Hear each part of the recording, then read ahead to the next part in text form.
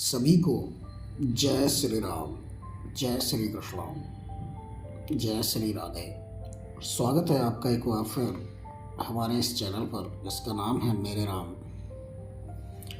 और आज के इस वीडियो में हम चर्चा करने वाले हैं एक ऐसे विषय पर जो जुड़ा है हमारे सनातन धर्म से। जी हाँ, आज के वीडियो में हम बात कर रहे हैं यज्ञोपवीत की।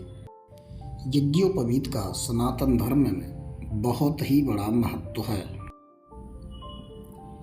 ये है हमारा यज्ञोपवीत अर्थात जनेऊ, जिसमें तीन धागों के समूह में एक यज्ञोपवीत का निर्माण किया जाता है।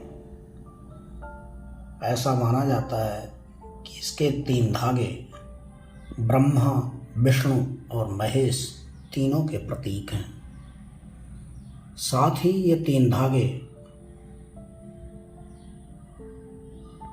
धर्म, अर्थ और काम, इन तीनों पुरुषार्थों का भी प्रतिनिधित्व करते हैं। गृहस्थ जीवन के आरंभ में इस यज्ञोपवीत को धारण किया जाता है। सबसे पहले वर पक्ष को उसके घर से ही 3 धागों का यज्ञोपवीत पहनाकर उनके कुल पुरोहित भेजते हैं। तत्पश्चात कन्या पक्ष के कुल पुरोहित बारात पहुंचने पर वहां यह यज्ञोपवीत पहनाया जाता है। इस तरह से कुल मिलाकर 3 और 3 6 धागों का ये यज्ञोपवीत सनातन धर्म में प्रत्येक व्यक्ति धारण करता है। जी हाँ, प्रत्येक व्यक्ति। हमारे शास्त्रों में कहा गया है कि यज्ञोपवीत ब्राह्मण, क्षत्रिय और वैश्य तीनों वर्णों के लोगों को धारण करना चाहिए। यज्ञोपवीत के जो 3 धर्म, यज्ञोपवीत के जो धर्म और नियम बताए गए हैं, उनका इसको धारण करने वाले को हर हाल में, हर स्थिति में पालन करना होता है। तभी इस यज्ञोपवीत को धारण करना चाहिए, इसकी पवित्रता को रखना चाहिए। अन्यथा इसका धारण करना हमारे धर्म में वर्जित बताया गया है। यज्ञोपवीत हमारे धर्मों में हर वर्ण के लिए अलग अलग प्रकार के यज्ञोपवीत को धारण करने का नियम बताया गया है। ब्राह्मण के लिए रेशम का, क्षत्रिय के लिए सूत का और वैश्य आदि के लिए अन्य पदार्थ का यज्ञोपवीत धारण करना बताया गया है। आज के समय में यज्ञोपवीत धारण करने के नियमों का हर व्यक्ति पालन नहीं कर पाता है, अतः उसने यज्ञोपवीत को धारण करना ही छोड़ दिया है, जो कि नियम विरुद्ध है। और एक अफवाह फैला दी है कि यज्ञोपवीत तो सिर्फ क्षत्रियों और ब्राह्मणों के लिए है, जबकि ऐसा नहीं है। ब्राह्मण, क्षत्रिय और वैश्य तीनों वर्णों के लोग इसको धारण कर सकते हैं और कहीं कहीं करते भी हैं। आवश्यकता है तो इससे जुड़े नियमों का पालन करने की।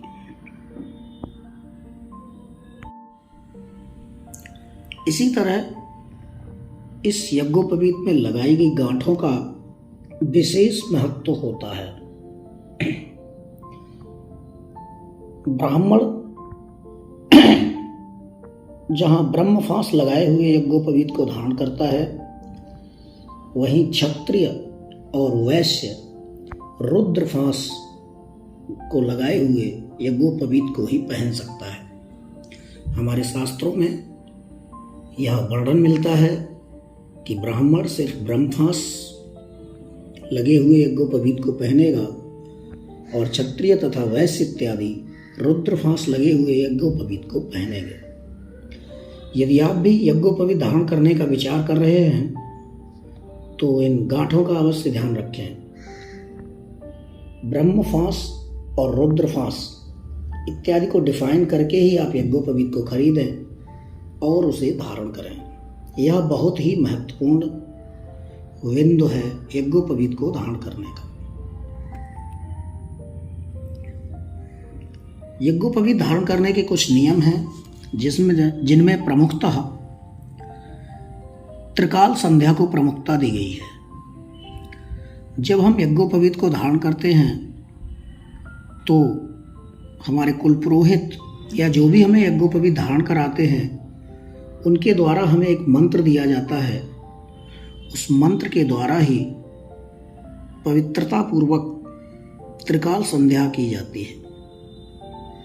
इसके नियमों को जानने के लिए आपको किसी से संपर्क करना है जिससे कि त्रिकाल संध्या के बारे में आपको जानकारी हो सके और उसका आप पालन कर सकें। दूसरा महत्वपूर्ण बिंदु है यज्ञोपवीत धारण करने के उपरांत लघु शंका और दीर्घ शंका, इन दोनों को करते समय यज्ञोपवीत आपकी नाभि से ऊपर होना चाहिए।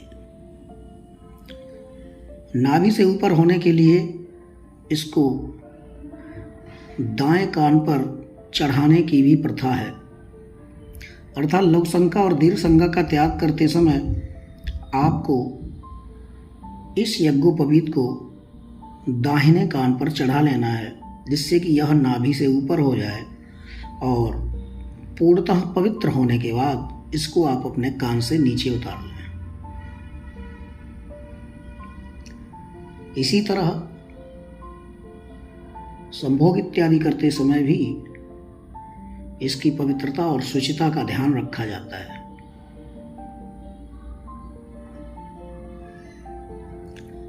कहते हैं कि अपवित्र किया हुआ यज्ञोपवीत अपवित्र अर्थात अशुद्ध यज्ञोपवीत धारण नहीं करना चाहिए। किसी भी प्रकार से खंडित हुआ यज्ञोपवीत भी धारण नहीं करना चाहिए। यज्ञोपवीत बहुत ही पवित्र चीज है। यदि आप इससे जुड़े नियमों का पालन नहीं कर सकते हैं तो इसको आपको धारण नहीं करना चाहिए। यह हमारे शास्त्रों में प्रमुखता से बताया गया है। वीडियो देखने के लिए बहुत बहुत धन्यवाद। जय श्री राम, जय श्री राधे, जय श्री कृष्ण।